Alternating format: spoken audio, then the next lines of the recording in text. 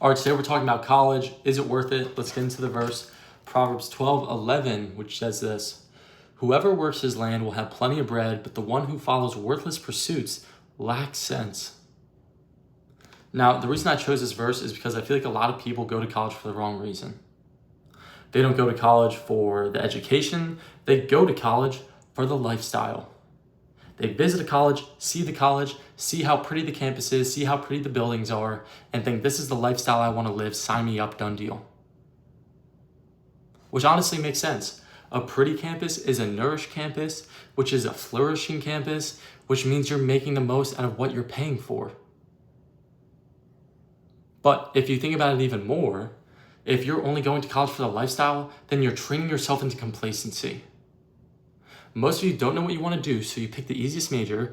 You don't know where you want to go, so you choose the prettiest location. And you don't want responsibility, so you choose the environment that delays it the most.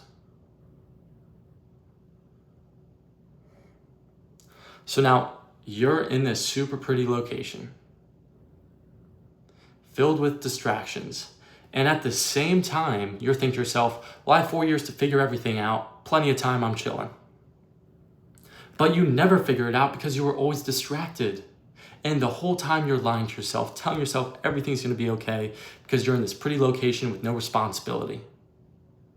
But it's temporary satisfaction. You have to leave college eventually. And now the 4 years fly by and your baseline dopamine is at an all-time high because you were always consuming pleasures. And now that you're graduating, you're realizing you have nothing figured out.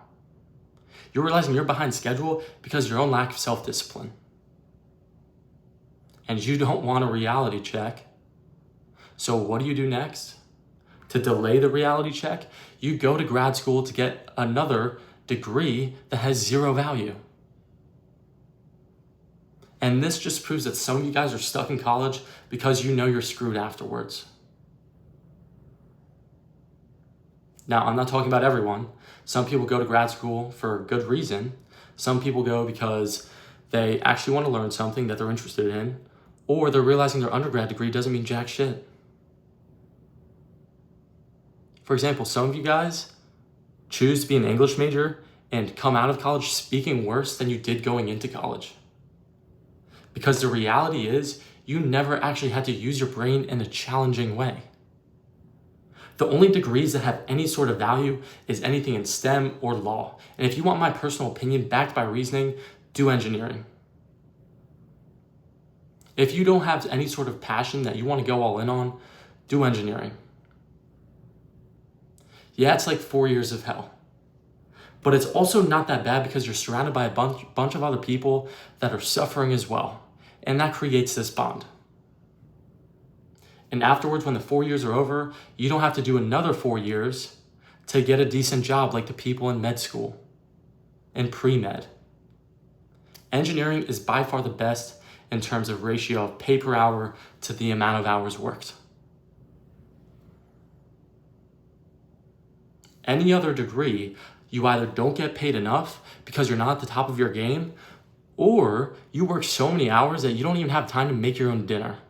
So you get DoorDash every day. Engineering also teaches you efficiency. And I'm not just talking about the efficiency equation from mathematics. I'm talking about in your day-to-day. It teaches you efficiency in your day-to-day life. My day during school would be class, the gym, social life, homework. 8 a.m. to 1 a.m. You got to create a schedule for that. And thank God I chose engineering. Because it was 6 months before I went to college, and I didn't know what I wanted to do. I didn't know what major I wanted to pick. I was between finance, because of the money, and graphic design, because I thought it was cool, but I didn't think I would really go somewhere with it. So I chose finance. And I was going to go somewhere real chill, real warm, real comfortable. But then I realized that I needed to switch things up. I needed to do something difficult and go somewhere not so distracting. I did it for the betterment of myself. I switched engineering for my future self. And it's crazy because I was talking to a doctor the other day and he was telling me how lucky I am to not have to go to school for 8 years and still get a pretty decent job. Am I lucky, or did I just try and understand the world before I went into it? So many people always talk about luck, but it gets to a point where you have to ask yourself, is it luck or preparation?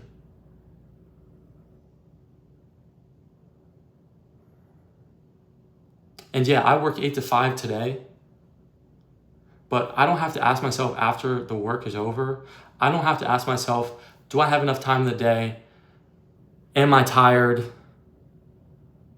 I sacrificed 4 years for the rest of my life. Some people sacrifice the rest of their life for 4 years. And if you still don't believe me, let me ask you this. If everyone lost their job, who is the most likely to recover the fastest? It's not the doctor, it's not the financial advisor, it's the engineer. Their skills are applicable and usable in every industry and market.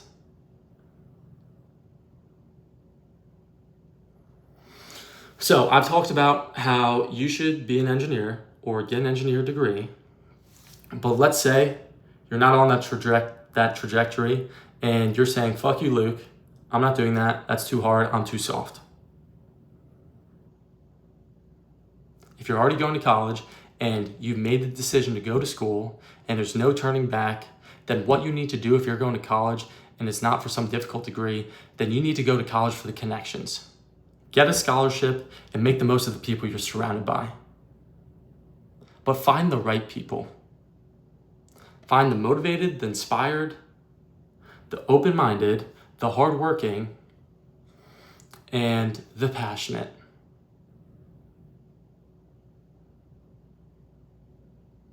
Find those people, make good friends with them, and it'll be fun.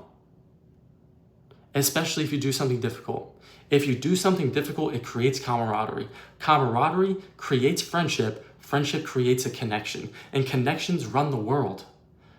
Connections beat skill in the real world.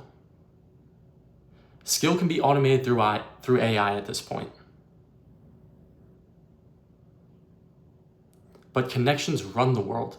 Connections make the world function. Relationships are what get you at the dinner table.